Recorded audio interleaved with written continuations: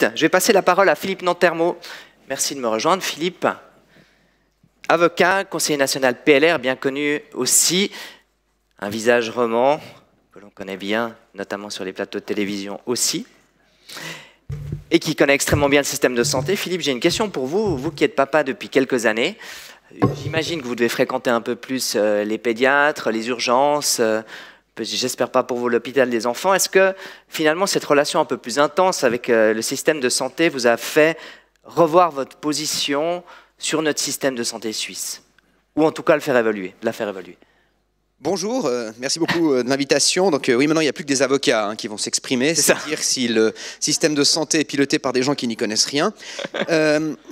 Alors, non, ça ne m'a pas fait revoir, au contraire, j'ai vu qu'on avait un bon système de santé et contrairement à ce qu'on peut imaginer lorsque je me bats contre l'initiative sur les soins infirmiers, je ne suis pas pour supprimer le système de santé en Suisse, pour fermer les hôpitaux et renvoyer les médecins. Au contraire, je pense qu'on doit avoir un système de santé efficace, concurrentiel, à un coût raisonnable et ce n'est pas ce que l'on a aujourd'hui. Malheureusement, on ne se dirige pas vers un système comme celui-ci, notamment vu l'évolution des coûts de la santé. Je vous laisse nous expliquer votre position par rapport à l'initiative précise et puis après, évidemment, on abordera ces thèmes dans notre discussion. Alors, top, voilà. En quelques mots, cette initiative, je m'y oppose parce qu'elle veut faire tout ce qu'on fait faux depuis 30 ans, c'est-à-dire plus d'État dans le système de santé. Et excusez-moi, mais l'assurance obligatoire des soins a apporté quelque chose d'extraordinaire dans notre pays. C'est l'accès généralisé et social à l'ensemble des soins d'une qualité extraordinaire. Par contre, du point de vue des coûts de la santé, l'AOS, l'assurance obligatoire des soins, a eu l'effet exactement inverse. D'ailleurs, on le voit très bien au niveau des coûts. Les coûts de la santé ont doublé depuis 1994, tandis que le produit intérieur brut n'a augmenté que de 50%. Donc, pour 1 franc de richesse créé en Suisse, on a 2 francs qui partent dans le système de santé. Et c'est uniquement parce qu'on a une augmentation du produit intérieur brut raisonnable qu'on est parvenu à maîtriser encore simplement nos dépenses au niveau des ménages. Alors vous me direz, oui, c'est la santé c'est différent, c'est ce qu'a dit ma collègue Porchet tout à l'heure, c'est un domaine où il y a beaucoup d'évolution, mais c'est faux! C'est faux, regardez les secteurs qui ne sont pas couverts par l'assurance obligatoire des soins. Prenez les soins dentaires, par exemple. Les soins dentaires de la population de manière générale, l'hygiène dentaire, depuis 1994, s'est largement améliorée dans la population, pourtant l'augmentation a été inférieure au produit intérieur brut. Prenez le coût des lunettes. Aujourd'hui, vous pouvez acheter des lunettes, on vous en offre encore une deuxième, une troisième paire quand vous les achetez, alors qu'il y a 20 ans, les mêmes paires de lunettes coûtaient plus cher que ce que vous payez aujourd'hui.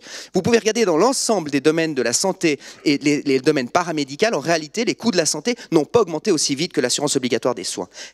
Le vrai problème que nous avons dans le système de santé, c'est qu'il n'y a pas de concurrence. Et on en a fait l'expérience amère pendant le Covid. Combien coûtait un test Covid quand il était payé par la collectivité? 150 francs. Le jour où la Confédération a arrêté de payer les tests Covid et qu'on devait les payer de notre poche, il est tombé à 17, 15, puis 11 francs. On a trouvé des tests Covid à 11 francs. Dès que la Confédération a recommencé à les payer, c'est remonté à 150 francs. J'ai fait un certain nombre de propositions à Berne pour introduire plus de concurrence dans le système de santé. Ça ne signifie pas seulement de supprimer l'obligation de rembourser tous les médecins. On peut trouver d'autres mécanismes. On a proposé par exemple de lever l'interdiction des importations parallèles de médicaments, mettre en concurrence les pharmas. Alors on avait gagné au Conseil national, au Conseil des États, dans leur grande sagesse, ils sont arrivés à la conclusion qu'il fallait protéger l'industrie pharmaceutique et on est revenu sur cette décision-là dans les 2 chambres. Le résultat des courses, on a toujours aujourd'hui, rien que dans le domaine des médicaments génériques, 500 millions de francs de trop que l'on paye chaque année. On pourrait imaginer d'introduire un système où on met en concurrence les fournisseurs de prestations, par exemple les hôpitaux, les médecins, les cliniques, les laboratoires, et financer l'assuré. Si l'assurance arrive à négocier un rabais, eh bien, une partie du rabais pourrait le restituer à l'assuré pour l'encourager à choisir un fournisseur de prestations un peu moins cher.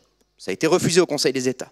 On pourrait aussi imaginer de rembourser des prestataires juste à côté de la frontière, pour mettre un peu la concurrence sur les prestataires de soins en Suisse. On le fait dans plein d'autres domaines. On pourrait imaginer de lever l'obligation de rembourser l'ensemble des laboratoires en Suisse. Ça, c'est dans le prochain paquet, dans la contre-projet d'initiative du PDC, du centre, pardon. On verra si ce sera accepté. Mais finalement, on pourrait tout à fait mettre en concurrence ces laboratoires. On l'a fait pendant le Covid, continuons à le faire. Et là aussi, il y a de l'argent économisé. Et j'aimerais reprendre des propos qui ont été tenus lors d'une autre conférence qui m'ont un peu surpris par rapport au prix du laboratoire et qui montrent bien l'état d'esprit dans lequel on est dans le domaine des coûts de la santé. Le responsable de la branche des laboratoires se gaussait du fait qu'il n'y avait eu que 1,5% d'augmentation des coûts de laboratoire en Suisse ces 20 dernières années, ce qui était tout à fait raisonnable, somme toute, 1,5% d'augmentation des coûts de laboratoire. Sauf que durant cette période-là, évidemment, la population avait largement augmenté, le nombre de tests réalisés avait explosé, et surtout, on avait complètement automatisé les outils pour faire des tests dans les laboratoires. Excusez-moi, il y a un problème. Si nous avions suivi la logique que ce représentant des laboratoires appliquait, eh bien, vous payeriez aujourd'hui un iPhone 150 000 francs et puis la Tesla serait devenue 300 400 000 francs par rapport à son lancement. La technologie dans tous les secteurs permet de réduire les coûts, sauf dans le domaine de la santé, pour une raison simple, c'est que les acteurs de la santé, les fournisseurs de prestations, considèrent que le système de santé, que le système d'assurance n'est pas là pour payer des prestations, elle est là pour leur assurer un revenu. Et si nous voulons revenir là-dessus, il est temps de sortir de cette logique hyper étatiste, non pas dans la couverture générale d'assurance, mais dans la mise en concurrence des fournisseurs de prestations, en assumant que, en fin de compte, le meilleur gagne, et on peut avoir aussi une concurrence sur les prix, et pas seulement sur la qualité.